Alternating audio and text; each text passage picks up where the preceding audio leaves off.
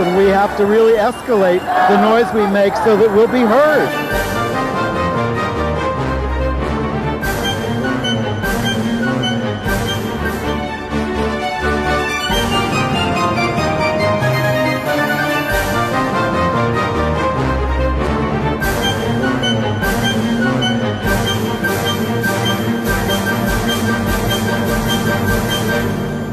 Welcome to Gay USA Now. I'm Andy Hum. I'm Ann Northrup. Just a little wrinkle here, technically, at the Manhattan Neighborhood Network, but we're here. Before we get to the headlines, how are you? I'm good. I went to my oncologist yesterday. I had blood tests. I now have to have blood tests every 2 weeks to check my liver and kidney function because I'm on a new scary cancer drug. I'm on 2 cancer drugs now, but I'm happy to report that I'm not having any real side effects. I'm having some hot flashes from the first one, which is supposed to put me back into menopause, which it did. But that menopause was never terrible for me, so it's okay. And but they keep very, very close watch on you, and I really appreciate that. They call me to make sure I'm taking drugs on time. They call me about delivering new versions. They check on my drug interactions. They check on side effects. They must like you. They must really like you. I don't get that kind of checkups. I go see doctors, but... Well, you're not, you don't have breast cancer, No, and you're not taking scary drugs, as far as I know. Well, I am taking fistfuls of painkillers right now, and a friend was over, and he saw what I was taking. He says, you better start drinking more water.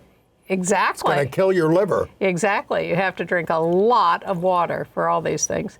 Oh, and I finally almost finished my vaccines. I took 3 in one day the other day, RSV, Tdap, and the COVID booster. And before I forget, Mpox is not going away. Get your Mpox vaccines. Yeah. But I'm basically doing okay, Good. And I hope to continue to do okay. And I like all my doctors.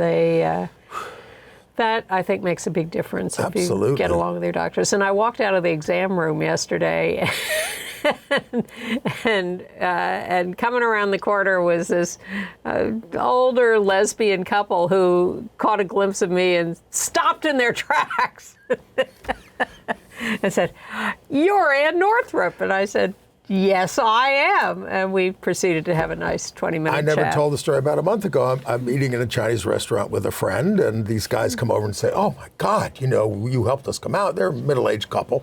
And I was, "Oh, thank you. And then I asked for the check, and the waiter says, "Oh no, they paid it." Wow. Nice. We appreciate that. And we appreciate any contributions you can make to keep us going. Go to gayusatv.org, maybe an end-of-the-year contribution, and help us out. Thank you. I want to make a hard turn on this to Yes. the Epstein files, because we're taping on Wednesday. All the drama happened yesterday about the votes.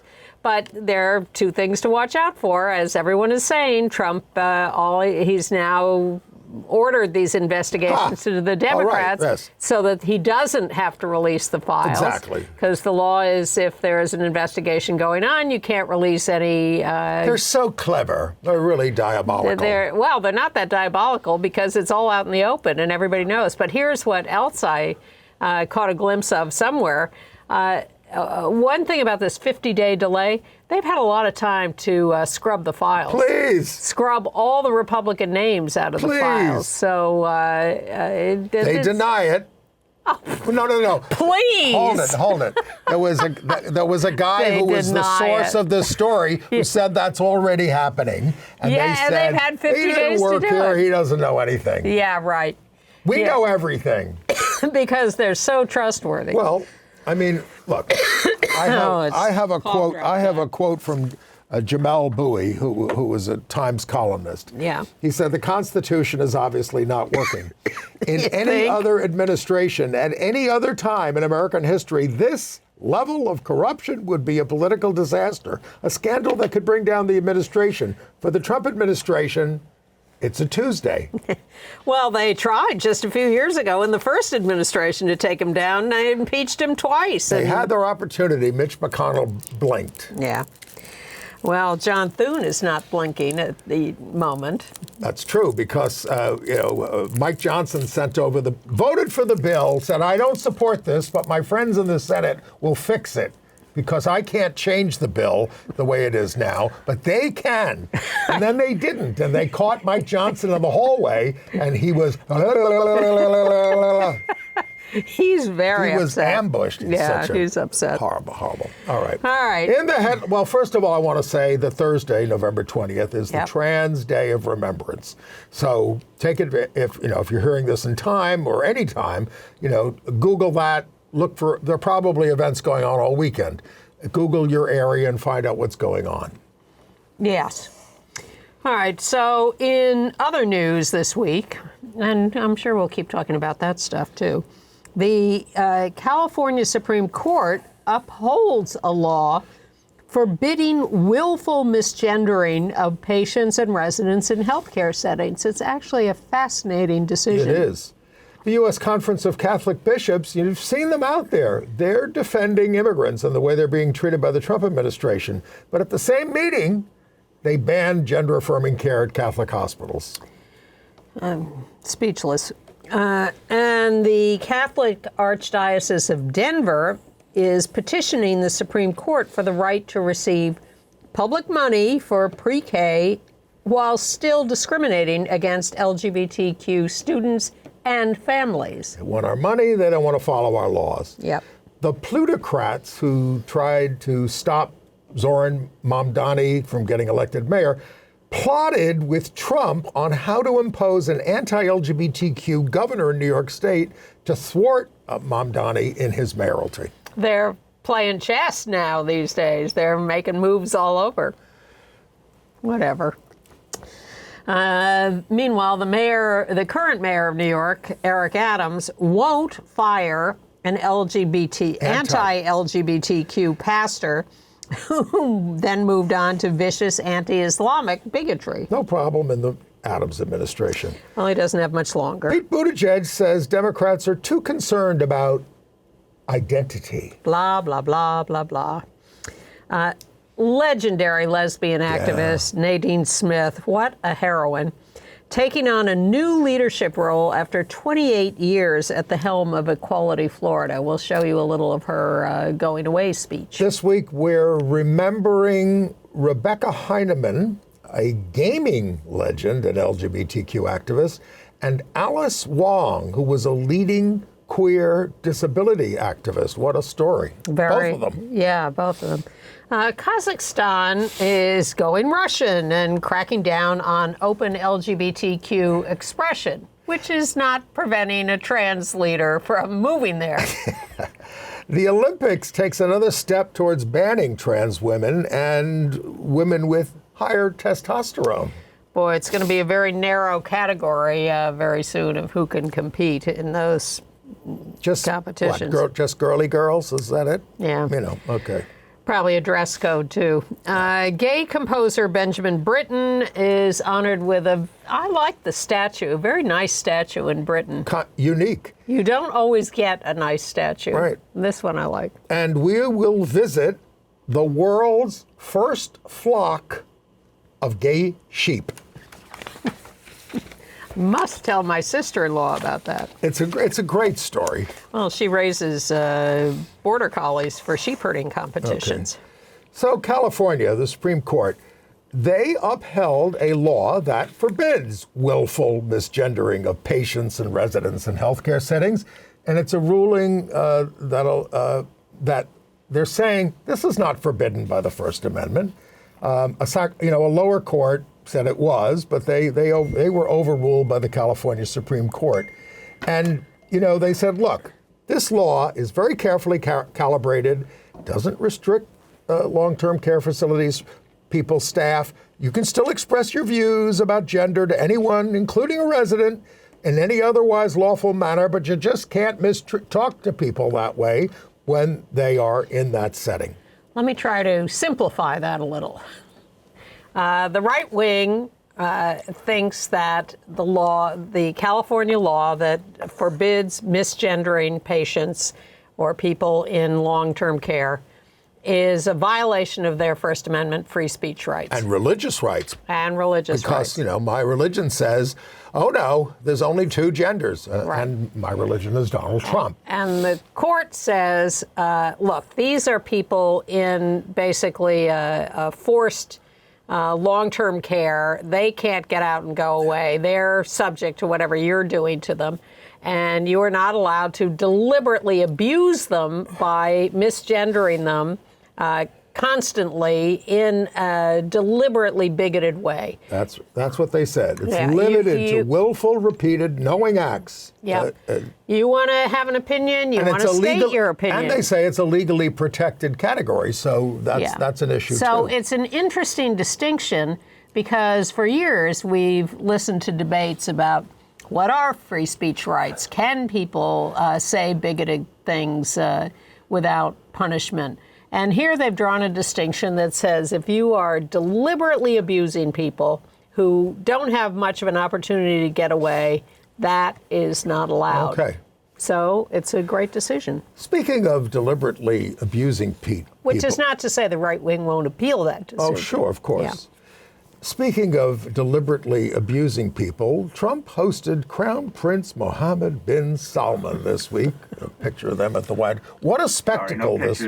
No, you don't have pictures. Okay. Trump brushed off the murder of Washington Post journalist Jamal Khashoggi by Saudi agents, saying, a lot of people didn't like that gentleman you're talking about. I mean, it goes on and on. This is, it was just disgusting. Grotesque. But it's all about a business deals for his family. It is. Now I've forgotten one thing I was going to say, but the picture we had was of the two of them walking down the colonnade. And what struck me about the picture was that Trump looked terrible. His suit was all wrinkled. It was ill-fitting. It was a real mess. Oh. And he usually prides himself on something resembling. Dressed. Hey, I'm wearing a denim shirt. What the hell? But it was really,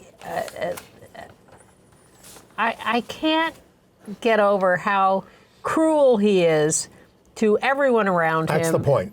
Exactly, but he gets away with it. Well, and they had... I would call that deliberate cruelty to people who are subject. And calling the ABC reporter insubordinate. Insubordinate. Is he her king? Plus, yes, and then threatened ABC's license over it. And ABC doesn't have a license. They have stations that have licenses. And then, of course, calling the other reporter piggy. And here's the point about all this abuse of reporters. None of the other reporters speak up. Right. You can't call someone piggy. You can't do that. It is abusive. You've got to stop. That's what I would say. Yeah, well, I might get banned, but that's what you need to say. But that's the thing. You have to risk being banned. You have to stand up all together and say, we are not going to stand for this, and we're going to all walk out, and you'll never see any of this. And you'll only be on Fox News, and that's it. Maybe that's fine with you. And the reporter's rationale, I'm sure, is we're not here to fight with him. We're here to show him as he is, and that's what we're doing. Well, I mean, look, I've interviewed a lot of bigots over the years, and I do just want to get them to just keep talking. And I don't want to argue with them. I want to get them on the record. No, that was my job. Dick Armey. You're a very rude young woman. You're a very rude congressman. Yeah, but he started it. Yeah, he did. All right, let's talk about who was at that dinner, sucking up to this horrible crowd. Out gay Apple CEO Tim Cook. The company has already faced some blowback for hosting a Saudi app that allows men to track the movement of their wives and daughters. Cook said he would investigate the app, but it's still available today. Also there was Paramount CEO David Ellison, not gay that I know of, but he's the one shoving CBS to the right with Barry Weiss. And then, of course, the gay Treasury Secretary Scott Bessent, although the list did not include his husband. Maybe the husband said, I'm not going to that thing. I think the husband is staying in South Carolina in the Pink Mansion very happily. And then, of course, Bryson DeChambeau, the golfer who sold out to the Saudis years ago, and they had some Fox News hosts. But almost all of them were corporate executives. I'm sure. And the one thing I did notice was they're all pretty packed into that dining room. Well, that's why we need the big dining room. Exactly. I was waiting for that. He'll use it at some point. By the way, this morning there was a very remarkable data point shift in the Marist poll. The latest poll gives Democrats a whopping 14-point lead among registered voters on what they call the national generic ballot, 55-41, up from a 48-48 split in their poll last year.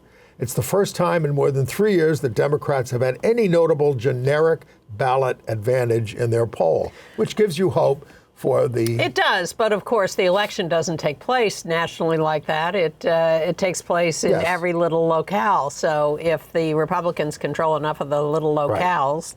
and by the way, one observation, this whole thing about the Epstein files takes me right back to Nixon and the tapes.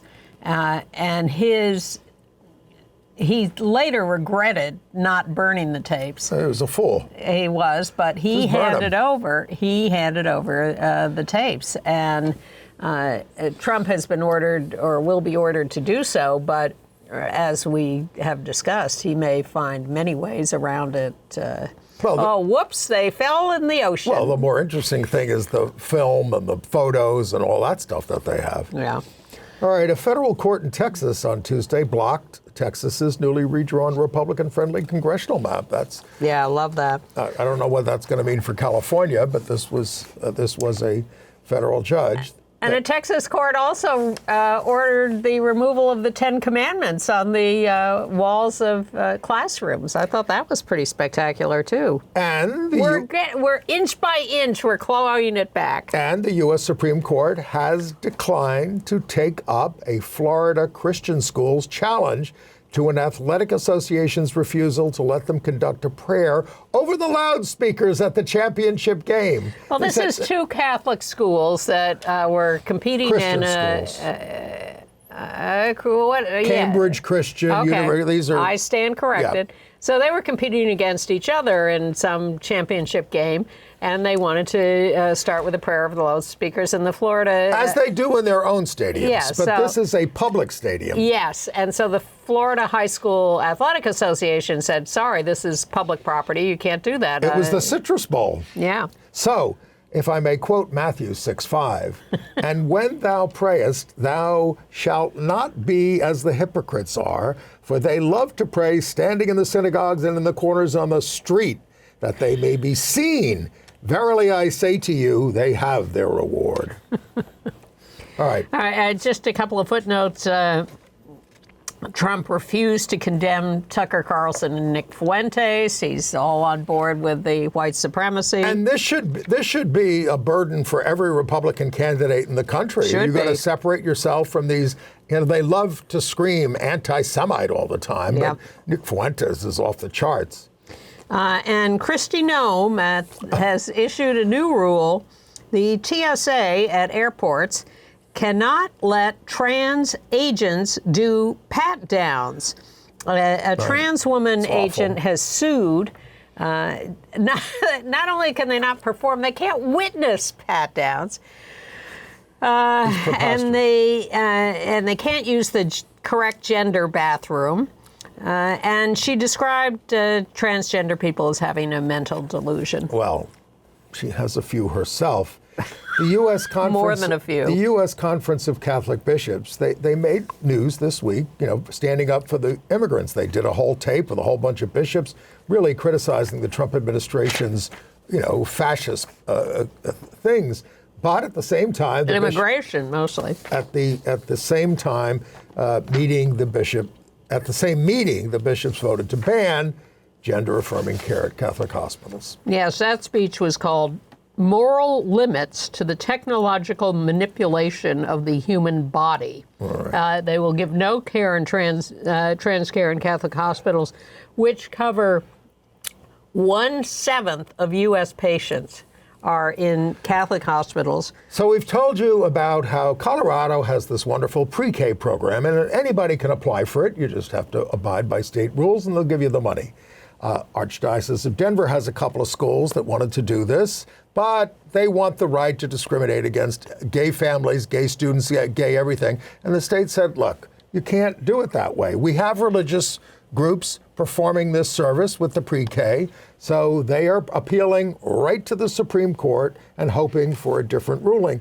But, you know, I mean, I hope this is a bridge too far for the Supreme Court, but I don't know. Well, 9 senators and 121 representatives have asked the Supreme Court to reject categorical bans on trans athletes as that case comes up in a couple of months, which implies that you can decide on a case-by-case basis. I don't know how the trans community feels about that these days, but I would say there's room for discussion of that, certainly. And I think these politicians are very careful to describe it as categorical bans that they're against. I apologize, we skipped over the other White House meeting that took place this week. The devil never sleeps. So in New York, we were subjected to these billionaires spending millions and millions of dollars on very Islamophobic ads against Zoran Mamdani. They tried to help Andrew Cuomo. It didn't work. People power always beats money. It does. And Zoran had 90,000 volunteers. Now they had a big meeting at the White House with these same people, and they with Trump and everything, and they're working on getting Elise Stefanik elected governor of New York next year. So she over Kathy Hochul, so she can be a check on Zoran Mamdani. Don't give him anything. They won't give up. Hochul, by the way, leads Stefanik in the latest poll this week by 20 points. I mean, she's anti-choice. She's MAGA. Stefanik, not Hochul. No, Stefanik. Yeah. Stefanik. I mean, every single post that she puts up, she calls Hochul worst governor in America. I posted on Facebook. I said, "Do you think Kathy Hochul's the worst governor in America?" Most people pick people like DeSantis, Greg Abbott, Sarah Huckabee Sanders. It's Andy, quite a competition. You're so vicious. Well, Hochul's doing very well in the polls, but there is a long way to go, and these people will spend a lot of money to drive those poll numbers down. As they did with Mamdani, and Yes. it didn't work. Well, there weren't upstate voters in that race. Yes, but the city went so overwhelmingly for Mamdani. And people are very excited for him to take over. Well, he just hired Eric Adams, police commissioner. I'm less excited about that. Very mixed. Here's the thing. When she was hired as police commissioner, after several failed attempts with others, one of the first things she did was root out some corruption in the department. Hallelujah! Maybe we have an honest... Jessica Tisch, is that her name? Yes. Yeah. Maybe we have... She's rich, by the way. She is loaded. Well, yes, Tisch. But then she started, again, defending those vicious cops. Misconduct. And that's very upsetting. All right. So I hope Mamdani will hold her to a higher standard. So many people seem to be upset with Hakeem Jeffries, who's the Democratic leader in the House, and he, of course, represents a district in Brooklyn.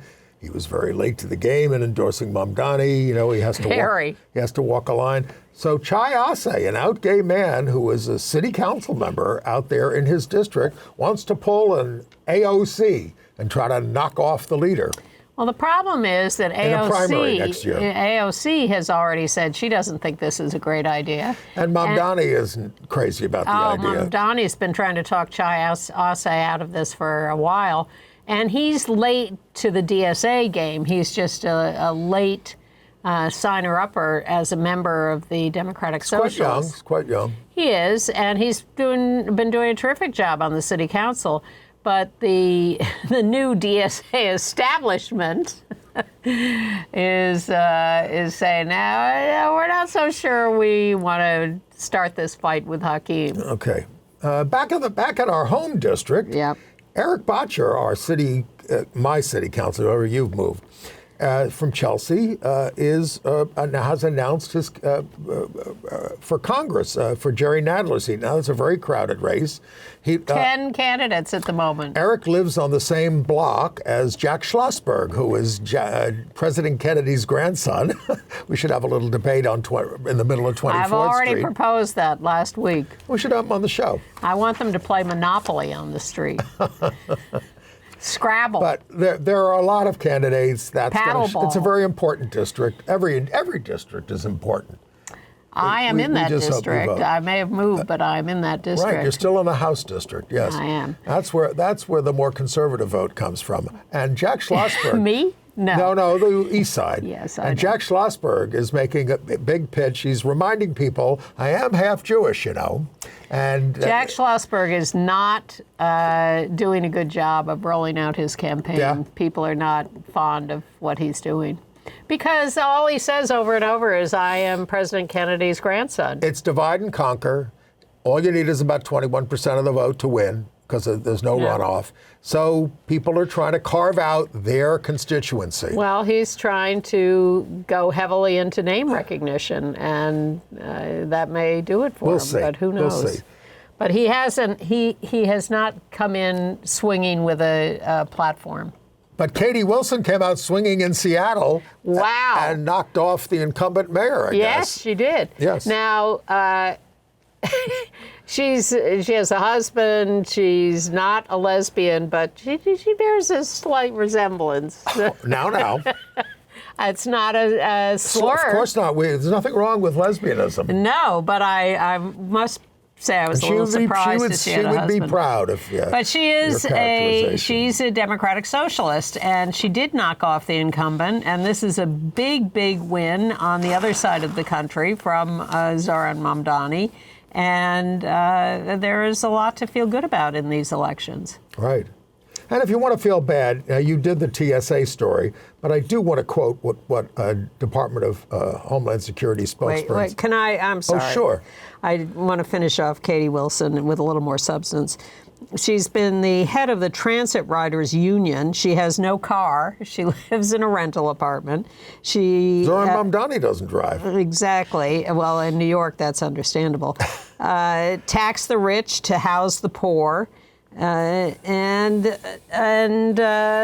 at the same time she was elected, the city council was taken over by the Democrats, and that's a change.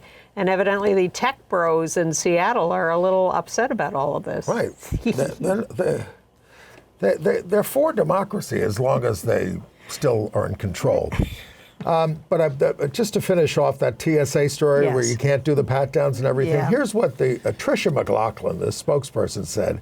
What a useless and fundamentally dangerous idea to prioritize mental delusion over the comfort and safety of American travelers. They're so disgusting the way they phrase these things. I mean, again, it is the Trans Day of Remembrance. Yes. This kind of ugly language sparks violence against trans people. And why? Violence. Why are they so blind to the idea that human beings should be looked at as potentially good people? Exactly. All right. And some good news from the faculty of the University of Michigan, because they voted overwhelmingly for a resolution to reinstate gender-affirming care procedures for minors at the university's medical center.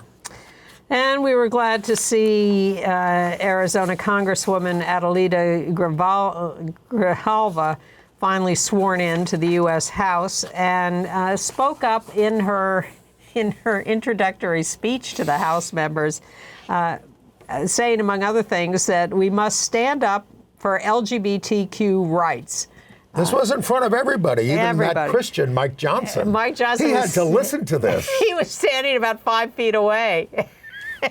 It was beautiful. I mean, they were taking pictures with each other, and she was rolling her eyes and get me out of here. Well, she's been around it. Her father was in Congress, and so I'm sure none of this is intimidating to her. But by the way, South Park mocked the Trump administration. Oh my God! Harder than ever this week with one of the most shocking, not safe for work scenes of the season. Now we have a picture that we may or may not be able to run of. He essentially has sex with a baby-faced J.D. Vance. Yes. I mean, they really go at it. Yes. And Satan comes in and finds them at it and is very upset because he's standing there waiting to give birth to Trump's child because Trump has impregnated him. It's crazy. Before they hooked up, Vance said to Trump, but boss, what about Satan? And Trump just ignored the question. If you are not watching this year's South Park, the Fox News anchors were heartbroken to witness seemingly concrete evidence that Trump was having an affair. After Trump told them that the footage was AI generated, however, they went right back to cheering the president on. well, the South Park kids at the beginning of the episode are making completely disgusting AI videos. Which are a little takeoff on Trump's AI videos of dropping feces on New York City residents. Similar there. So you're into South Park now? More than I have been. Yes. You have to just admire their guts in doing it. So you did talk about the Equality Caucus going after the anti-trans rhetoric, right? Yes, exactly. Oral arguments on the trans student athletes case at the Supreme Court on January 13th. All right. Now, I do want to remind you that it is the anniversary of, as we sit here, of the Club Q mass shooting in Colorado Springs. And Mark Takano, the out representative, chair of the Equality Caucus, said, let's remember their names: Daniel Davis, Aston, Kelly Loving, Ashley Paw, Derek Rump, and Raymond Green Vance, murdered at Club Q in a terrible act of hate-fueled violence. To truly honor their memories, it falls on every one of us to take up the fight against anti-LGBTQ hate, end the epidemic of violence plaguing our communities, and work towards a day where no one fears being a victim of violence because of who they are or who they love. Well said. And meanwhile, in the House of Representatives, 200 plus members of the House had to write a letter to Mike Johnson demanding that he enforce decorum on the floor of the House because the representatives are being so cruel to Sarah McBride and to trans people in general. And of course, members of Congress are protected from almost anything that they want to say. But yes, of course, and the more in the course of their duties. When you confront a monster like who's the woman from South Carolina, Mace, about this, they just do it worse. Yes. Now, Nancy Mace gets 1 second of praise for being one of the ones who signed the discharge petition. She held firm. Nancy Mace, Marjorie Taylor Greene, Lauren Boebert, right, and they're very independent-minded women. Whoa, are they? We're not going to forget anything they do and say, but Marjorie Taylor Greene is semi-apologizing for some of her past excesses. She is. Like Jewish lasers and all that stuff. Well, we will see how that proceeds and whether she really... Now, is she going to run for Senate? She was blocked from running for Senate in Georgia, or she might do it still? Senate and governor. She wanted to run statewide, and Trump told her no. Yes, you will not win. But now, who knows? I'm not for her.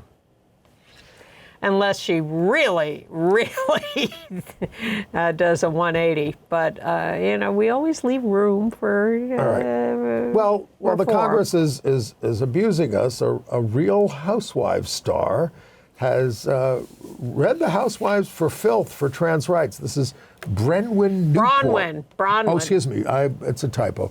Bronwyn Newport, star of Real Housewives of Salt Lake City, calling her fellow housewives stars' indulgence in plastic surgery for what it is: gender-affirming care. I thought that was a brilliant insight. Which it is, yes. Of course. Yeah, no. Bronwyn's no fool. She's having a little trouble with her husband, but she got them all. They just had BravoCon, which is an annual convention in Las Vegas, and she had the crowds chanting, "Protect the dolls." The whole Salt Lake cast was getting the BravoCon attendees chanting that. Wow, but according to Rob Shooter, Andy Cohen is fuming over Portia Williams' FBI scandal, which ruined BravoCon and drew attention from it. Oh, you're saying this about our friend Rob Shooter? No, I love Rob, and I'm now reading his daily Substack or whatever it is, and he's got great stuff, and it's terrific. But I'm not criticizing him, Andy Cohen. If it's true that Andy is upset, that's ridiculous. Portia had a run-in with someone on a flight and got escorted off the flight. And according to Rob, Andy is saying this ruined BravoCon. Are you kidding me? Yeah. It's ridiculous. But the real news about Portia and about Kyle, Portia's on Atlanta, Real Housewives of Atlanta, then Kyle Richards on The Real Housewives of Beverly Hills. Both have been talking about their bisexual leanings. Portia's now dating both a man and a woman, not required to be bisexual, just open to being attracted to both, not simultaneously dating them, but that's what she's doing. And Kyle has been rumored to be dating a woman for quite a while, and she's sort of inching towards saying, well, you know, maybe I am open to that. You know, it's breaking out all over. You know, I know this is so important to our viewers that I make Ann watch these shows. Yes, because otherwise I never would. I could go on. Maybe I should do a Housewives show. Why not? Okay, now, you know, at the beginning. But we should also say, sorry. Go ahead. With Bronwyn really pushing the cast to pro-trans statements, which they have generally been pretty good at. I can't remember, and I've watched a lot of these shows for a lot of hours, I can't remember any anti-trans things they've done. But and pardon my ignorance, maybe I just haven't been listening, but trans housewives? No. Barely lesbian or bisexual housewives, but they're inching in that direction. All right. And meanwhile, our associate producer, Bill Ballman, lets us know that Turner Classic Movies has been doing some observation of this month as Transgender Awareness Month. And they're very pro-LGBTQ over there. They are. Well, that's another longer conversation. But on this coming Monday, they're doing a double feature of Dog Day Afternoon, which is Al Pacino robbing a bank. I just saw it on TCM. I guess they're rerunning it. And Ma Vie en Rose, which is the French film about the kid who is coming out. So Monday on TCM. So almost 4 years ago, at the dawn of Mayor Eric Adams' corrupt mayoralty, there was a huge protest because he appointed 3 horrible anti-gay pastors to high posts in the administration. A couple of them left, but Eric Salgado, he stayed on. And during the campaign, he posted the most Islamophobic things against Zoran Mamdani's election. He said a Christian can never vote for this person, and he posted a picture of the World Trade Center burning and said, never forget, with a picture of Mamdani. Now, oh my goodness. And he's paid $120,000 a year to be the liaison to immigrant communities. And so, but Adams wouldn't fire him. No. In spite of the anti-Islamic stuff more recently. All right. Personal Facebook posts, whatever. All right, Pete Buttigieg. You know, he seems to do his best in these interviews to try to distance himself from a lot of DEI and all those kinds of things. I'll quote him so that we don't get this messed up. There were expressions in the Democratic Party that suggested all that matters to you fit now is based on your identity, and therefore the only things we can do for you have to do with your identity. And it turns out if you do it that way, you can't stitch together a story that makes sense across the board, and you actually lose many people in the very identity groups you think you're talking to. Now, this is the kind of talk that, this distancing talk that he thinks is going to win. I think the stuff that J.B. Pritzker and Gavin Newsom are doing, I'm not saying I endorse them, but they're fighting out there with Trump, and they're fighting fascism, and he's talking about this. And they're standing up for all the people. Yeah. And he's being too cute by half in trying to parse this and maneuver this, and I don't like that. I would disagree with him completely. We need people at the front lines. Ann's out there fighting ICE on the street at this point, right? Well, I'm part of a new Hands Off NYC is the citywide effort to be prepared for when ICE comes back, which they are going to do after the first of the year when Mamdani takes over as mayor and the Trump administration tries to come in and undermine him. And they're already here. They're already dragging people away in Washington Heights and Queens and courtrooms. In courtrooms. Oh, they've been doing that forever. So neighborhood by neighborhood, people are organizing to try to be prepared to fight back.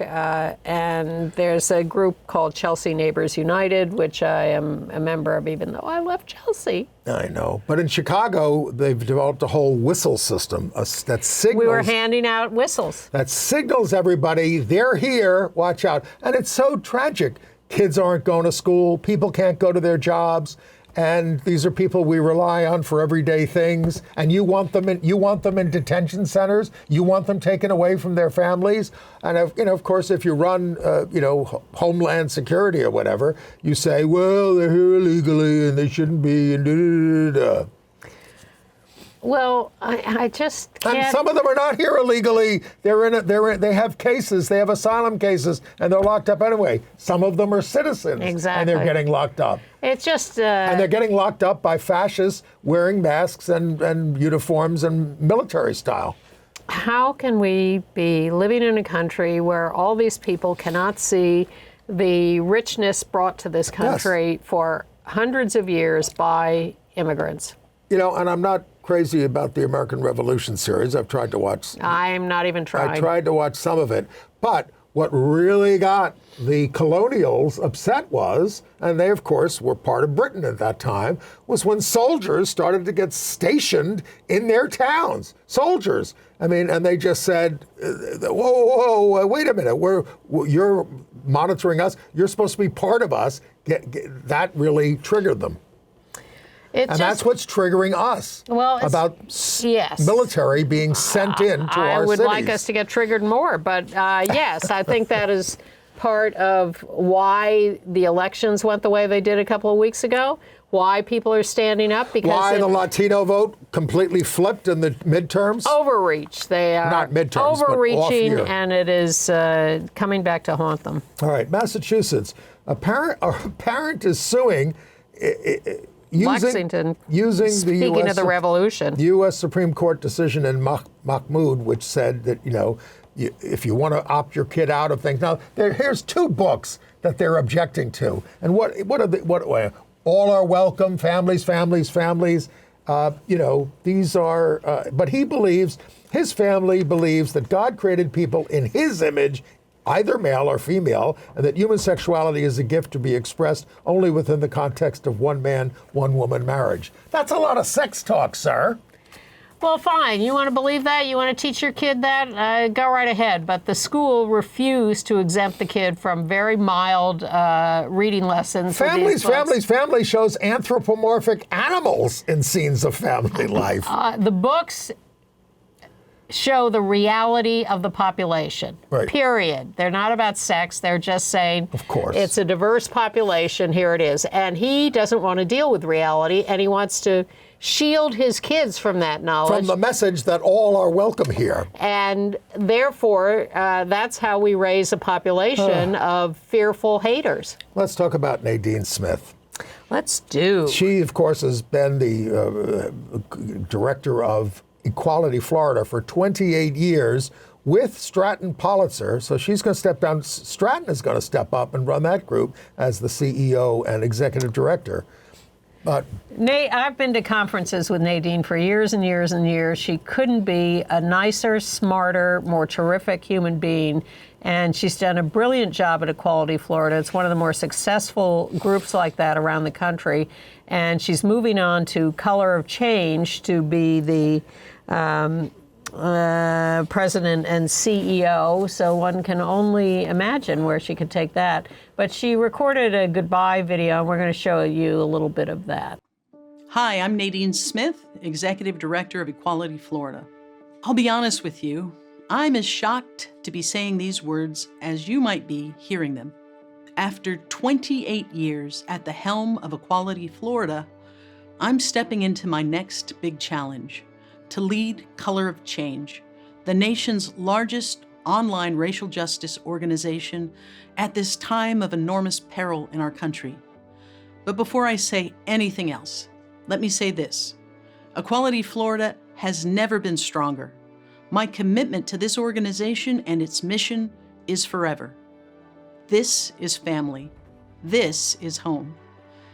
And I'm brimming with confidence because the team we've built here is without question among the most talented and dedicated in the nation. And I'm so proud to share that my dear friend, my co-founder, and my co-leader for all of those 28 years, Stratton Politzer, has been named the incoming Executive Director and CEO of Equality Florida. There is no one more ready to carry this movement forward. I'll be here through most of January to help ensure a smooth transition. And I'm not going anywhere. I remain a Floridian. I remain part of Frontline Florida. And I will always wear my Equality Florida uniform with pride. Well, she really is fantastic in what she's accomplished in the belly of the beast, dealing with Governor Florida. DeSantis. And the Republicans there, sorry, I just swallowed the wrong way, for the fourth time have introduced a bill to ban race, gender, and sexual orientation related flags on public buildings. All right. The next one is a very odd crime story. There was a masked suspect vandalizing churches in New York with anti-Christian message, but this person was draped in an LGBTQ flag. I mean, so we don't know what's going on. Is this a gay person acting against Christianity, or is it an anti-gay person trying to? We don't know. No, he and we assume it's a he. I suppose it isn't necessarily. We don't know. But he wrote messages on 3 churches, and what they were labeling the churches anti-gay cult, or a cult. Those are the messages he wrote. And the cops who put out a notice about this said, it's not really a hate crime because it's a characterization. It was, a discussion. I'm making up that word, but they were very reasonable in making a distinction and saying this was not some big attack on the church. This was, this is what I'm going to call you. But he wrote it on the building? Yes. Well, that's vandalism. Well, but that is what it is. It's vandalism. It's not a hate crime. I see. Interesting. So I don't know that he's been apprehended or identified, and I'm making an assumption about his gender, but... Talk about Summer Warden. Well, we did this story several years ago when this came up. Start with Colonel Anne McClain, astronaut, up on the space shuttle, but in a divorce proceeding with her partner, Summer Warden, there in the inset, an intelligence officer.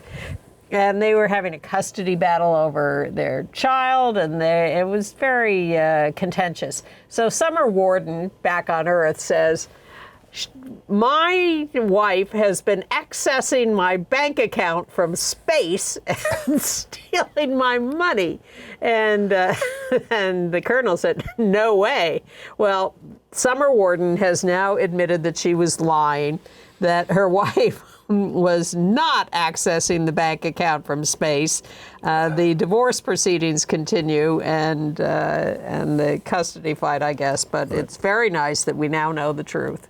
You cannot access a bank account from space. Let's talk about some people we lost, okay? Okay. All right. Rebecca Heinemann, she was a gaming legend, an LGBTQ activist, died at the age of 52. She was an American video game designer and programmer. I have it 62, no? Oh, you're right. You're quite right. My printer wasn't working so well this morning. That's why I've been making these mistakes. She was a founding member of video game companies, Interplay Productions, Logicware, Contraband Entertainment, etc. She'd been a chief executive officer for Old Day Schools since 2013. But in 1980, she was considered the first national video game tournament champion. Around 2003, she began to transition as a woman, and she lives as a lesbian. She resided in Heath, Texas. She served as a board member of GLAAD and became an inductee at the International Video Game Hall of Fame. She had 5 children and was married to a guy and who died in 2024 who had cancer. She had an aggressive form of cancer. And then there's Alice Wong, who died at age 51, a legendary queer disability activist. She had a muscular atrophy condition, but died of sepsis. She had been given a MacArthur Genius Grant for her activism. She was a relentless activist for disability rights. When she was born, her parents were told she won't live to be an adult. And she lasted this long. She served on President Barack Obama's National Council on Disability. And that's a picture of him with her in a what's it called? It's a mobile device. She became the first person to visit the White House using a virtual robot presence that allows a person to stream live with a webcam and move around the room. Because it was she was great. She wrote a memoir, which is Year of the Tiger, An Activist Life. She said the systemic ableism that I and millions of others face every day tells us that we don't matter and that our lives are too expensive and not worth saving. Yeah. So she was fierce. Congratulations to the Evangelical Lutheran Church in America, which this weekend will install its first woman and first out lesbian as Bishop of the Metropolitan New York Synod. I'll be there. I'll take a few pictures. Yeah. Join Andy at the installation. It's going to be at St. John the Divine, which is the Episcopal Cathedral, but she's Lutheran. Okay. All right. International news. Yes. France expanded anti-homophobic bullying protections. Criminalizing school bullying. Russian security forces raided a costume party, and that turned out to be it wasn't a gay thing, but they thought it was non-traditional. And while the Prince of Saudi Arabia was here, a gay couple is suing Lufthansa Airlines, which gave the men's marriage license to the government of Saudi Arabia, Just awful. which can impose the death penalty. So one partner, the Saudi partner, remains in the U.S. and had to sell his Saudi property at a loss. They've been together for 33 years. Wow. All right. Kazakhstan's lower house of parliament approved a bill banning what it calls LGBT propaganda in the media and online. Now, it imposes fines of up to 10 days in jail for repeat offenders, but it does mirror similar laws in Russia, Georgia, and Hungary, and it moves to the Senate. Even though homosexuality has been legal in Kazakhstan, but the New York Times did a profile of Robin McCutcheon, the first out transgender diplomat from the United States. And like a lot of people, especially trans people, she's fleeing the United States as it targets them with hate. But where's she moving? Kazakhstan. Well, she was posted there for a while as a diplomat, and she has a lot of friends there. Well, out of the frying pan into the fire. Hey. We live here. And a Dutch court denied U.S. trans woman Veronica Clifford Carlos, 28, asylum based on her gender identity. She's been in a detention center, and she says the idea of returning to the United States fills her with more dread than I have ever experienced in my entire life. But the Netherlands, which is about to have a gay prime minister, basically says, we can't be, United States isn't that bad. And there are other places you could move in the United States that aren't that bad. Well, okay. Pope Leo at the Vatican had his Jubilee of the Poor luncheon. He invited 43 trans women, but he didn't sit with them. What? It's one of these big things where there are hundreds of people. He didn't come? He came. He didn't sit with them. Oh, okay. Well, and he was wearing a dress. Of course. In the UK, in Suffolk, England, there's a new statue of Benjamin Britten as a young man. Very fascinating thing, and it's because the great gay composer, and there it is, bronze. It's a symbol of hope and aspiration for the next generation. Northern Ireland will now offer bi-monthly PrEP injections instead of daily pills. That's a good thing. The Olympics is moving closer to banning trans women and others under all their new policies that they're solidifying for the Olympics. Let's go to Germany. Here's the deal. Gay sheep. Oh, yes. Male gay sheep, because they don't reproduce with ewes, are generally sacrificed. They are killed for Not with ewes, with female sheep. Yeah. So this farmer in Germany thought that was a big waste of time. So he said, I'm going to start a new organization called Rainbow Wool, and I am going to have a flock of gay sheep and just keep them alive and have more and more of them, and we'll use their wool to make money and justify their existence. But the great thing is that when a ewe, a female sheep, gets pregnant, they don't produce wool. I wasn't aware of that, but again, I will ask my sister-in-law who has sheep and raises border collies to compete with them. Now, let us look at the video of the gay sheep flock in Germany. This gay farmer is raising the world's first flock of gay sheep on his farm in Germany. 51-year-old Michael Stucke has a herd of 21 gay rams on his farm in Lohna, North Rhine-Westphalia in Germany, where he lives with his husband. The farm's breeder says the rams are attracted to other males, saying they court each other, mount each other, and ignore the ewes. Studies have shown that around 8% of rams are gay, and that between 18 to 22% are bisexual. Michael explained that regulations dictate that there must be 1 ram per 50 ewes, and that ram is expected to produce offspring. If that ram is gay, they won't, and often that ram will end up at the slaughterhouse. Wanting to change this, Michael bought 21 gay rams from breeders and started Rainbow Wool with a friend. The wool collected from the sheep is used to create LGBTQ+ themed merch, like caps, patches, and shoelaces. Profits from the products goes to the Federation Queer Diversity in Germany, which helps various LGBTQ+ causes. The farm's sheep breeder, Klaus Louis Hahn, says, the initiative is great because the rams can live a happy life with their peers and be their true selves. Michael has said the process benefits the sheep and the community. In such a conservative industry like farming, this is a revolution and truly special. Michael, who is a member of Germany's Gay Farmer Network, also hopes the project will change stereotypes around the farming industry. Well, one of the Rainbow Wool guys says, you can't say the sheep were corrupted by woke culture. Well, my favorite line is that they can live as their true selves. Well, it's true. And of course, and this whole business of discarding them, killing them, it really was anti-gay. Totally. They didn't spend a second thinking about they're not entitled to life. Yeah. Where were the right to life people? Yeah. Protecting the gay sheep. He's also in a collaboration with Grindr on this. Oh, it's true. Yes, I wouldn't lie. All right, well, we are down to our last 30 seconds. Oh, I know, we're exhausted. We are. It turns out, the thing about Mrs. Macron is trans. Oh, yes. Oh. So it turns out there's a whole organization that says everybody who's trans. Charlie and Erica Kirk, trans. Michelle Obama, trans. Well, look, all pageant contestants. I just say, everybody, we are all on the man to woman spectrum. Everybody. And we'll leave you with that thought and be back next week. Bye.